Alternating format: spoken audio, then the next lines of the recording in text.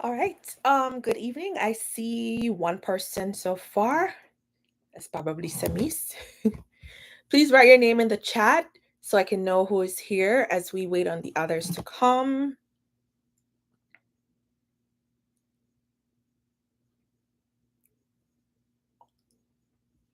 Oh, hi, Emmanuel. How are you?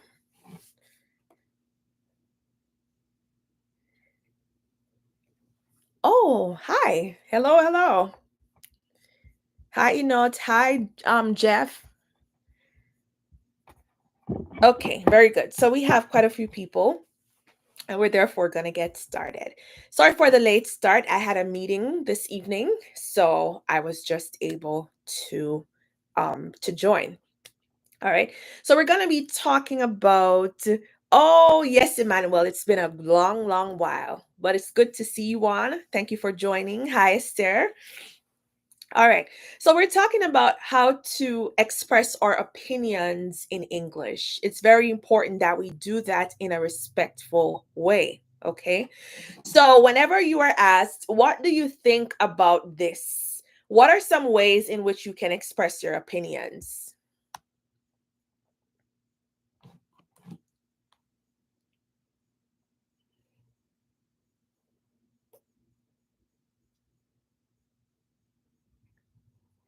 Please go ahead and put your answers in the chat. When someone asks you the question, what do you think about this? How do you express that opinion in English?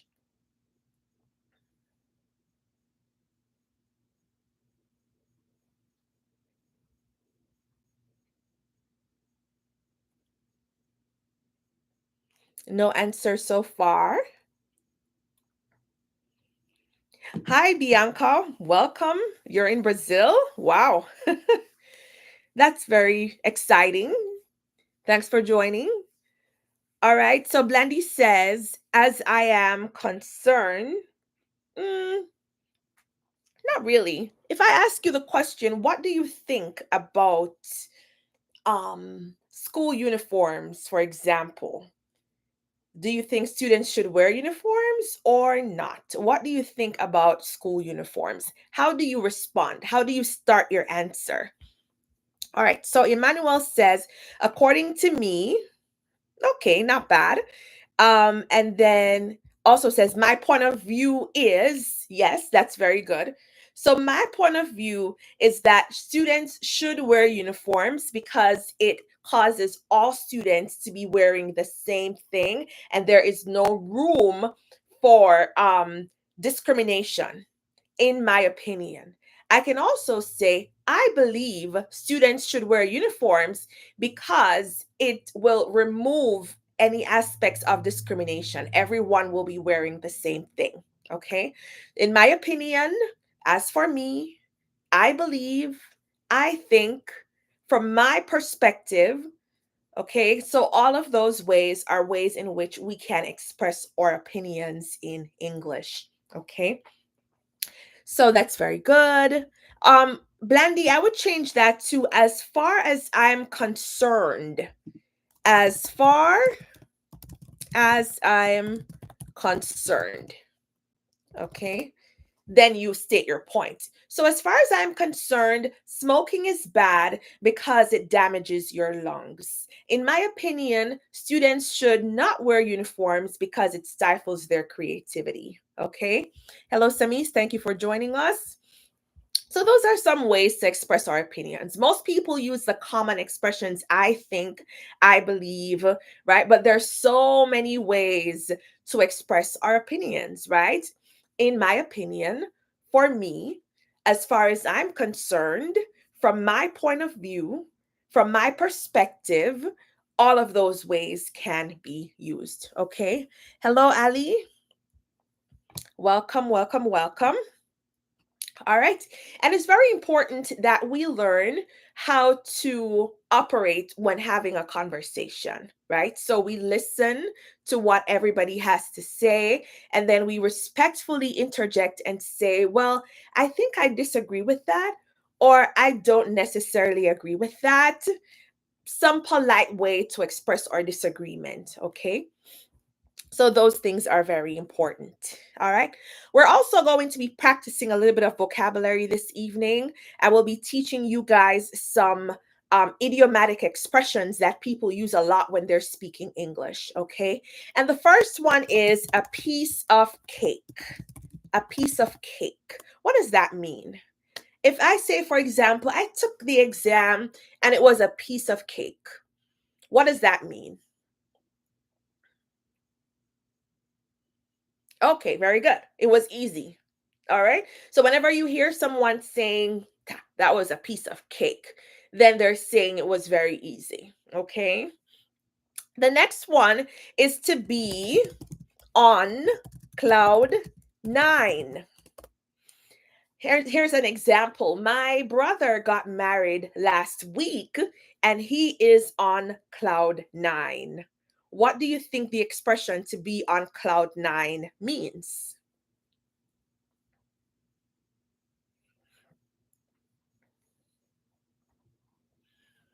Okay, very good. Very happy. So when you're on cloud nine, it's like you're up here and nobody can take you down, right? So to be on cloud nine means to be very happy. And the one we discussed before was a piece of cake, which means very easy. Okay. All right. The next one is to lose your marbles. To lose your marbles. What does that expression mean? Yesterday, a man was having an argument with his wife and he lost his marbles. What does the expression mean? Emmanuel says easy as ABC. For this one, no.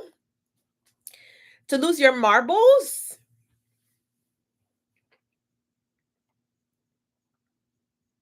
Anybody?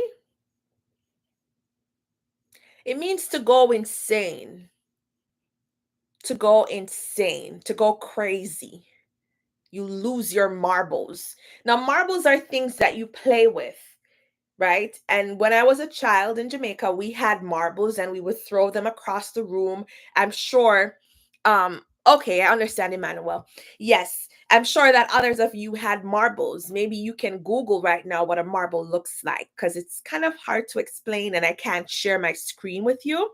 But yes, marbles are things we play with, but the expression to lose one's marbles means to go insane or to go crazy. All right. The next expression is to call it a day. To call it a day. What does that expression mean? To call it a day. And I'll give you an example as this usually helps, right? Okay, so I'm done with all my chores for the day and I am now calling it a day. To end. Very good, Blandy. So the expression to call it a day means to end, to finish something. All right. So if you're having a meeting with people, then you can say, all right, let's call it a day, right? Let's be done. Let's wrap it up. Wrap it up is another expression that's in the same family. To call it a day or to wrap it up means to bring something to an end. All right. Very good. The next expression is to ring a bell, right? Now, these expressions are not literal. So when you ring a bell, you go ting-a-ling-a-ling. That's the literal meaning of the expression. But there's a figurative meaning to ring a bell. Here's an example. That rings a bell. What do you think it means?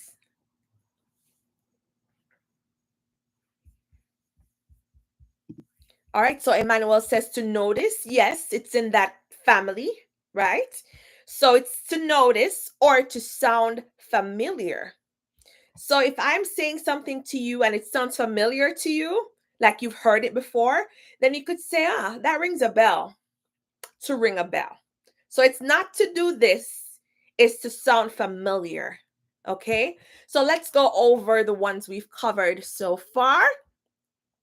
We have covered a piece of cake, which is when something is very easy. We've covered to be on cloud nine, which is to be very happy, ecstatic. We've covered to lose your marbles, which means to go insane, to go crazy. And we've also gone over to call it a day, which is to end or finish something.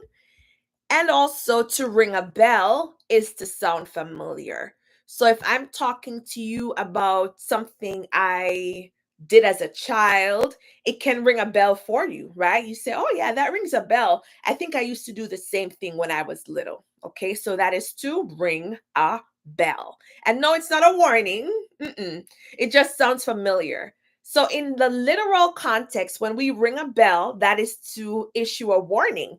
But these are idiomatic expressions. So their meaning is not literal, right? And it just means to sound familiar. That rings a bell. That sounds familiar. Okay. All right.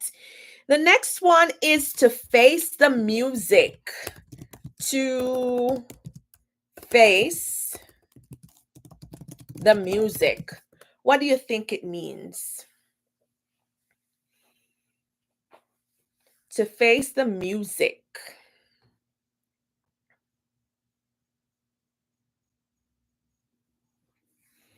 All right. So you did something bad, and I say to you, it's time to face the music. What do you think that means?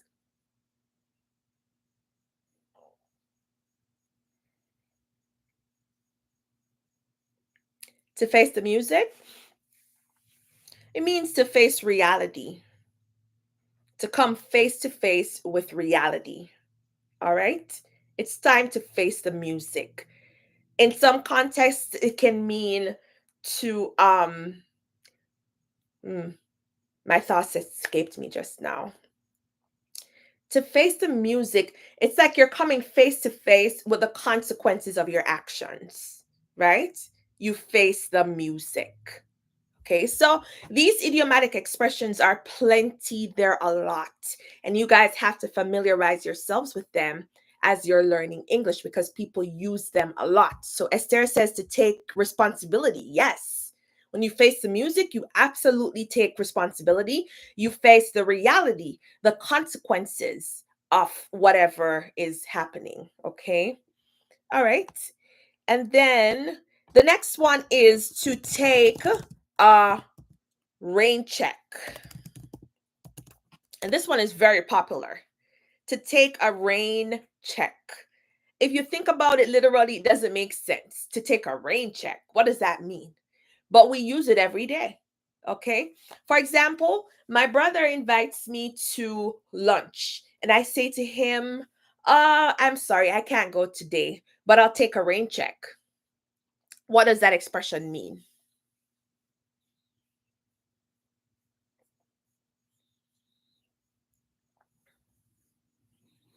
Anybody? You can't go to lunch, so you say, I'll take a rain check. What do you think it means?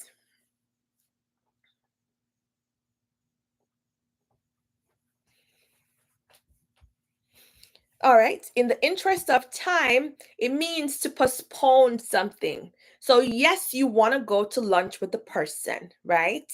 But you can't do it right now. You want to do it in the future. So, you're taking a rain check. So, to take a rain check just means you're postponing something for the future. You can't do it now, but you would like to do it. Okay. To take a rain check. And if you listen carefully, you will hear people using these expressions all the time. Okay. They really use them a lot. So please learn them, commit them to memory as they will help you. Because if you hear someone say, let's take a rain check, you're not going to understand it if you don't understand or if you don't research these idiomatic expressions and see that they have meanings that are kind of crazy, right? To take a rain check means to postpone something. And this is an expression people use every single day. So when you have time, make sure you're Googling common idiomatic expressions in English so that when people speak to you, you will be able to respond appropriately, or you will not be confused at what they're saying. Okay. So, again, to take a rain check, to face the music, to ring a bell, to call it a day. We also had to lose your marbles, to be on cloud nine, a piece of cake, and also I think that was it. All right. So I want you now to write a sentence with one of these idiomatic expressions. You can choose any one and just write me a sentence in which you use it appropriately. So whether you're going to use a piece of cake, or to be on cloud nine, to lose your marbles, to call it a day, to ring a bell, to face the music, or to take a rain check. Go ahead and write me one sentence in which you use these expressions correctly. And after that, we will be done. Okay.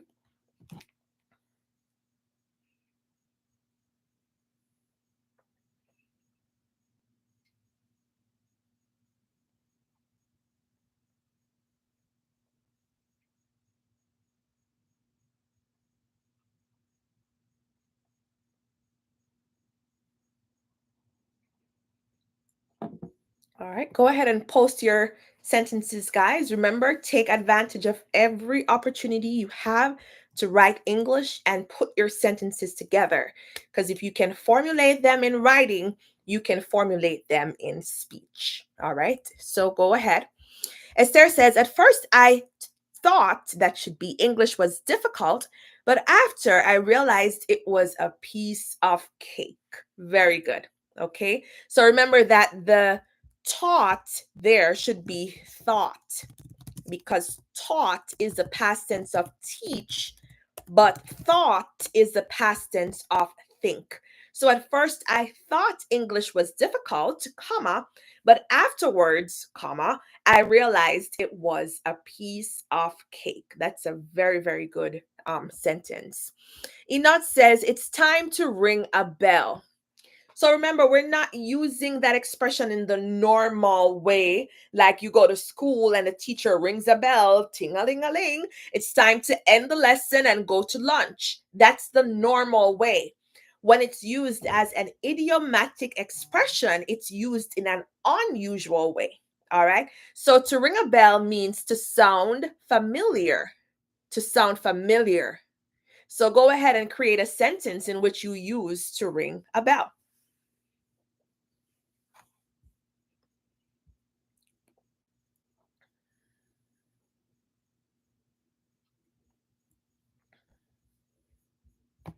Any other sentences? Okay. Blandy said, after getting paid from my job, I felt in the cloud nine. So I understand what you're saying, but the expression is to be on cloud nine. So you have to conjugate to be, right? So you could say, after getting paid, and you don't have to say from my job because we get paid from our jobs, right? So after getting paid, I was on cloud nine, because the expression is to be on cloud nine. So after getting paid, I was on cloud nine. All right. And I've put it in the chat for you. Okay. So whenever the expression is to be, you're using it in the present, I am. Past tense, I was, right? You have to conjugate it based on the tense you're using at the moment. All right. Anybody else with your sentences?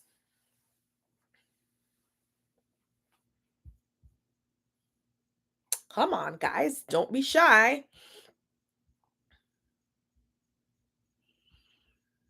All right, so Esther says, I was really on cloud nine when she gave me my money back. Very good. Okay. Yes, I'm always on cloud nine when I get my money back. So, yes, that sentence is very, very appropriate and well written. Okay.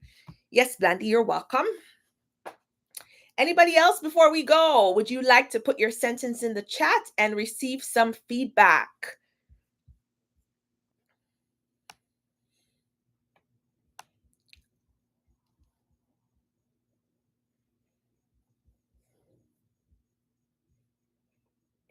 No?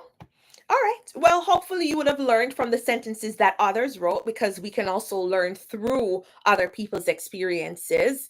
But do go on Google, find sentences that use these expressions so that you can start using them more naturally as well. Okay.